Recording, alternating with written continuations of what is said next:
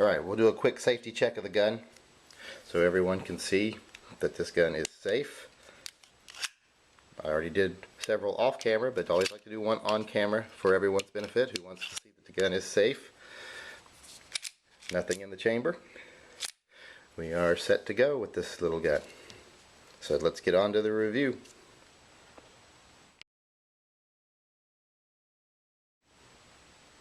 Today I'm going to be doing a review of my Rohrbaugh R9s. This is Rohrbaugh's first gun they really made. They've made a 380 since then, but it's pretty much the same gun. Now I think they just call these an R9. They used to call them R9s because there was no sights on the originals, and the R9s meant it was an R9 with sights. But now I think they all have sights. But it is a 9mm ultra compact pistol. It is tiny. I'll give you some size comparisons during the review. But this is the pistol we'll be reviewing today. And let's get started.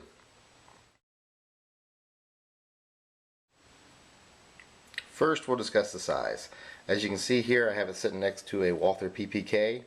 I use this as an example because most people have held a PPK. They know what size they are. They know they're a very small gun. And there's my hands. There's the guns. Lay my hands on the guns. Smaller than a PPK. Actually, noticeably smaller. Get that out of the way now that we've done the size comparison. Very, very small gun. You're not going to find a smaller 9mm multi-shot gun. This is 6 in the magazine, 1 in the chamber, so you have 7 shots of 9mm for this. I do not believe they rate it for plus P. In fact, I'm pretty sure they don't, but there's lots of good standard 9mm ammo out there these days, so you shouldn't have any trouble getting some good ammo in it. But as far as size goes, super easy to carry, super small.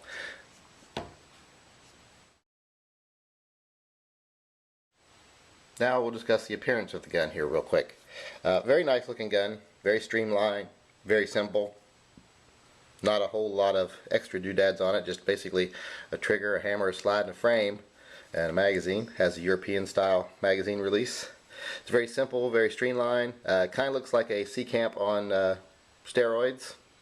Very much similar to a C-Camp in very many ways. But as far as looks go, really nice gun. Now as far as build quality goes, this gun is super tight. I mean, very well made. It is an example of CNC machining at its best.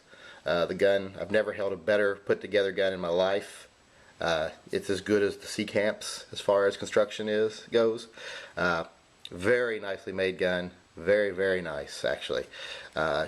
You pay a premium for this gun, but you're getting size and quality for that price. You're getting a gun you can carry anywhere in a 9mm format, which is very rare. So, really well built gun. Now, as far as materials go that it's built out of, this is one place where I think it falls a little short of the C-Camp. It does have a stainless slide, but the frame is aluminum to make it lightweight. I think they did that because they want to make this the smallest and lightest production 9mm on the market. I wish they would produce one with a stainless slide. I would buy it in a minute if they did, because size is what matters to me more than weight. I would love to have this with a stainless slide. Don't see them doing that anytime soon. Really good gun, but I could do with a stainless slide. Not a big fan of aluminum frames. In fact, this is the only aluminum frame I own. I really won't buy many aluminum frames. But otherwise, really well made. I'm just not a big fan of aluminum. When I carry this gun, I usually reserve it for warm weather, when I don't have a lot of cover garment, or when I'm dressing up. Like if you're wearing pants, nice shirt, and a jacket, or pants, nice shirt, and a sweater, because it just really disappears. I carry it in a little leather inside waistband holster. This is from, I think it's Mako, Texas, the Mako makers. So it's a Mako holster. Very easy to get it in and out of. Fits inside your waistband very easily. I mean, it's thin. This is very small. Very easy to carry, very comfortable way to carry it. I also want to add that I do occasionally pocket carry this gun. I have a little pocket holster here for it. It's a Ted Blocker pocket holster. He's a local holster maker. This, put this in this, slide in your back pocket, fits in a jean pocket very easily, doesn't make any weird outlines, almost looks like a wallet. Not as good as a wallet holster. I would like to get a wallet holster for this. This is more made for a front pocket, but I don't like to carry in my front pocket, so I usually end up putting it in my back, but still, very easy to get in and out. And when it's in your back pocket, you just kind of reach in, your thumb hooks it and pulls it out, so it's real easy to do. But those are the two holsters I use for this gun.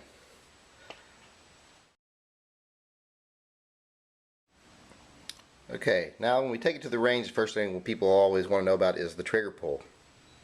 The trigger pull in this gun is very good. It's very strong trigger. It's not the softest trigger you'll ever find. It's not hard though. It's very smooth, very consistent, but as you can see, it is a true double action trigger. It actually brings the hammer back, drops the hammer.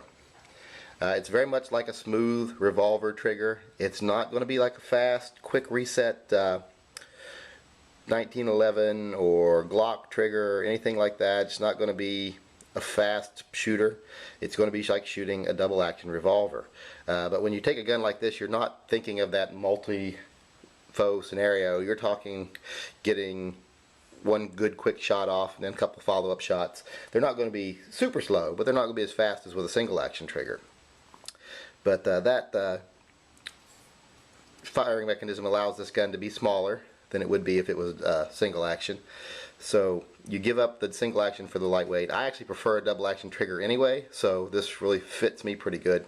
I'm a revolver person. I know most of my videos are about semi-automatics, but I really do prefer revolvers. I need to start doing some revolver videos soon. Trigger, like I said, nice long double action trigger. Once again, the gun is safety checked. You can see nothing in it. Just a nice solid pull, good even consistent break. Always breaks in the same place. It is a long reset though. You have to go all the way back out for the reset. But very nice, consistent, smooth, easy trigger. If you like revolvers, you'll like it.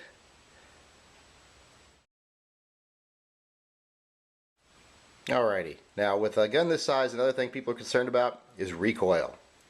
I will have to say this gun was surprisingly light in the recoil department. Although, surprisingly, I would say it's a little bit more recoil than my car PM9. It was still very, very manageable. It's actually pleasant to shoot.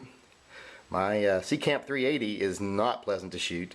This is very easy to shoot. I would even say it might even be easier to shoot than the Walther PPK. It is a lock breech design, not a blowback like the PPK, so that does make a big difference.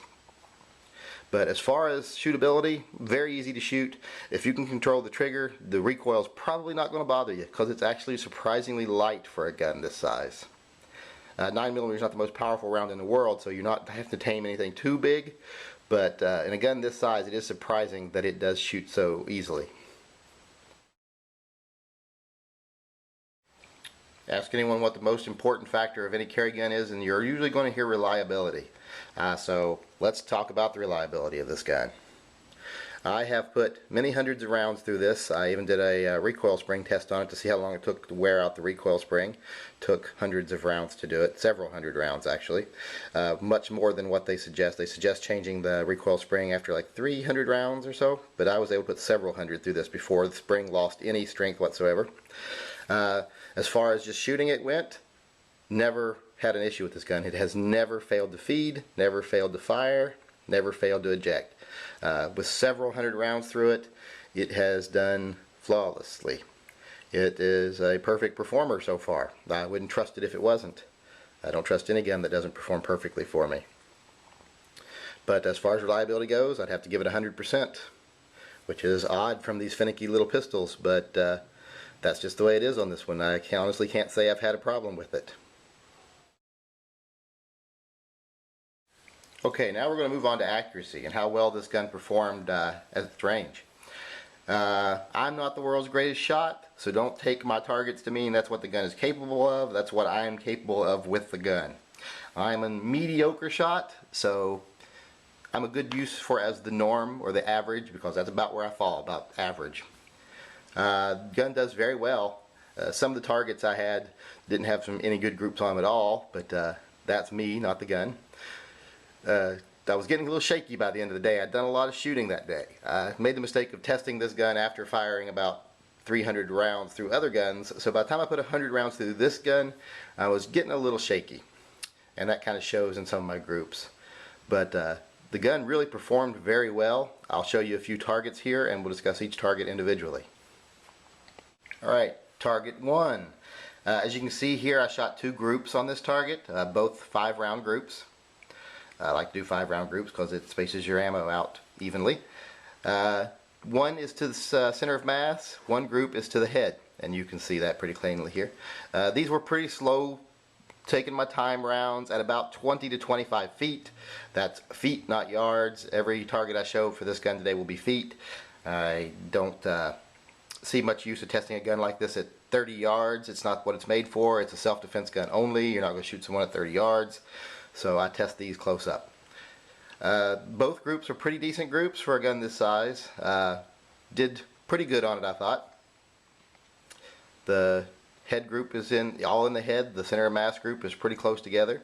Like I say, I did take probably 10 to 15 seconds on each group, so that shows there was a lot of resetting between rounds on this. I was really trying to get the feel of the trigger, but still turned out pretty good. Any one of these groups would ruin somebody's day. Any one of the shots would ruin somebody's day. Okay, target 2 was also at 25 feet, but I was shooting a little faster this time. Group number 1 is aimed center of mass. Group number 2 is alternating between head and center of mass. I shot probably at least twice as fast in these groups as I did in the first groups. Probably took not even a second between each shot, just enough time to recover my position and pull the trigger again. So not a lot of deliberate timing and aiming here. Don't see much change. Still gun shoots as accurately as I'm able to shoot it. So it did pretty well in this one. The next target I'm going to move out to 50 feet, and you'll see how well it performs at 50 feet. Okay, target 3 is at 50 feet, which was the maximum I could do on this indoor range today, the day that I shot this actually. It shows the gun is still pretty capable of hitting a target at 50 feet. By this time I was pretty shaky. Groups 1 and 2 are aimed center of mass. Group 3 is alternating. I didn't go as fast on this as I did on the 25 footers. I was getting pretty shaky by this time, and I was having to calm my hands between rounds, so it was taking a couple of seconds between each shot. Basically it was like starting with the first shot every time because I was taking the time to line it up. But the gun still did pretty good. If this is 50 feet, you're probably not going to shoot an attacker at 50 feet. You're going to want to let them get closer to that. If someone's 50 feet from me and coming at me, I'm going to try to run first, if I have that as an option. And if not, I'm going to wait for him to get a little closer before I pull a trigger. I want to make sure I'm in danger before I make that kind of decision. So 50 feet is about the maximum for me that I would ever fire this gun at. So I'm just happy I was able to hit the target. I'm sure other people would get much better groups at this distance than I did, but take into account I was a little shaky, and still the gun performed this well. Okay, I usually don't discuss cleanup on guns because they're usually pretty self-explanatory, but I am going to mention it on this one. This gun is not the easiest gun to clean. You have to pull the slide back. You see that little pin in there? You probably can't see that, but there's a little pin there that has to be pushed all the way out through this hole. So you do need like a punch that you punch from this side, that little hole there, to get it out. Once that's out, the gun comes apart pretty easy, but that is a little bit of a pain to get out. But other than that, no big problem. I mean, for what you're getting for this gun, to put up with a little bit of a difficult disassembly is not a big issue. But I just thought I'd mention it because some people do have trouble getting it apart. It's basically you just pull the slide back, line up that little hole, punch it out from the other side, and then it comes apart like any other semi-auto.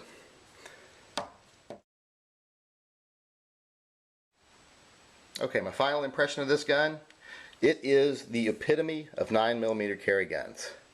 As far as deep concealment goes, you're not going to get a better gun in 9mm. C-camps are smaller, but they're only available in 380 at the highest. I prefer my C-camp, but as far as the 9mm goes, this is it. The Car PM9 is almost as small, but not quite, and doesn't have as good a feel to it as this. It's not as well made, even though cars are really well made. Consider comparing a car to this as like comparing a Cadillac to a Mercedes. This would definitely be the Mercedes. It's very well made, very well performing, just all around well built, looks good, performs great, and can be carried anywhere. I mean, you can put this gun on you with pretty much any type of dress and cover it, and no one would ever know you have a handgun on you. And you have 7 rounds of 9mm there at your disposal if you ever need it. But overall, I'm going to give this gun my rating of a perfect 10 as far as concealable 9mm. You just can't beat it. I mean, it is expensive. You're talking upwards of $1,000 for one of these. I bought mine back when it was like $800, and it's gone up considerably since then. I think they're almost up to $1,200 now. But really, really good gun. Don't think you can beat it.